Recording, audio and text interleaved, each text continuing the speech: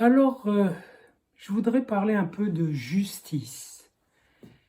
L'autre fois, j'avais évoqué l'idée que tel philosophe, je pensais notamment à Badiou, mais d'autres, promouvaient, à savoir la justice comme égalité et l'idée d'une révolution qui établirait l'égalité.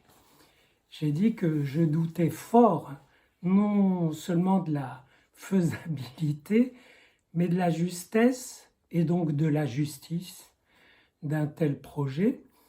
Mais ce qui me frappe davantage, c'est à quel point les individus, par eux-mêmes, s'occupent de justice, s'occupent de se faire justice, de se faire payer ce qu'ils ressentent comme des injustices qu'ils auraient faites. Souvent des injustices imaginaires. Ça ne change pas grand-chose parce que si des gens sont sensibles à l'idée qu'ils ont commis une injustice et se la font payer par la souffrance, par des pertes, par des douleurs, par des épreuves inutiles, inutiles en soi, mais utiles pour eux dans cette économie du rétablissement de la justice, ça veut dire que tout le monde a un sens de la justice qui est très étrange. Bien sûr, si quelqu'un vous vole, il sait qu'il vous a volé, il peut refouler l'idée, mais il le sait. Mais apparemment, il y a une idée de justice inconsciente. C'est-à-dire que dans l'inconscient, des comptes sont en train de se faire. C'est presque comme dans certains montages bibliques où on dit que Dieu fait les comptes, etc. Enfin, des trucs religieux qui relèvent des religions. Mais ici, ça n'a rien à voir avec la religion. C'est la personne elle-même est, qui est la proie d'un procès où des comptes se font et si elle est en déficit, elle paye. Et je pense évidemment à des patients dans toute ma carrière qui payent de leur corps, d'une maladie. Et en retrouvant le fait que dans le rapport au père, à la mère, etc., il y a eu... ils ont triché, ils ont joué de l'autre, ils ont fait des choses qu'ils estiment perverses, etc. Je n'ai pas évidemment à juger s'ils ont tort ou raison, mais ce que je trouve passionnant, c'est que cette exigence de justice est à la fois consciente et inconsciente.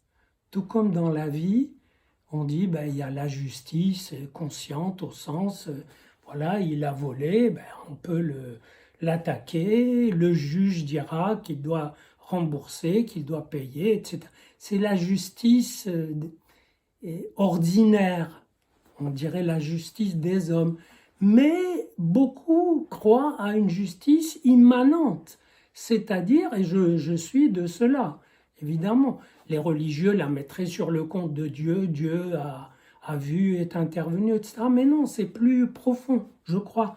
C'est une justice immanente, c'est-à-dire qui s'impose et se dégage des faits eux-mêmes et de ce qu'on en fait, de ce qu'on en pense, et qui éclate comme un verdict et qui s'exécute parce que la personne s'exécute.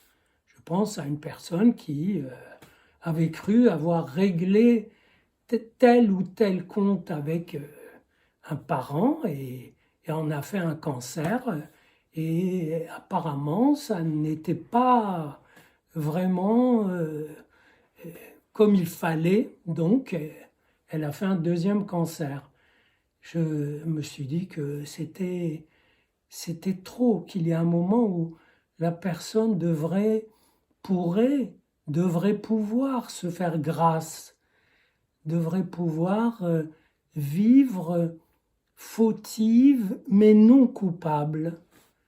Et ça arrive évidemment, ou plutôt fautive, coupable, mais non en état d'expiation urgente et immédiate. Laisser un petit peu les comptes en point de suspension.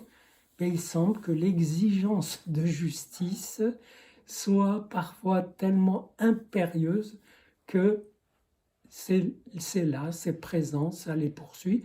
Et quelquefois, ils n'en font pas une maladie, simplement, ils en font un paquet de culpabilité. Et quand vous avez une personne qui est saturée de culpabilité, je peux vous dire qu'elle rend la vie impossible aux autres, parce qu'elle ne tolère chez eux aucune faute, parce qu'elle projette sur eux, sur ces personnes, sur elles, la faute qui la menace, ou la faute qui remonte en elle.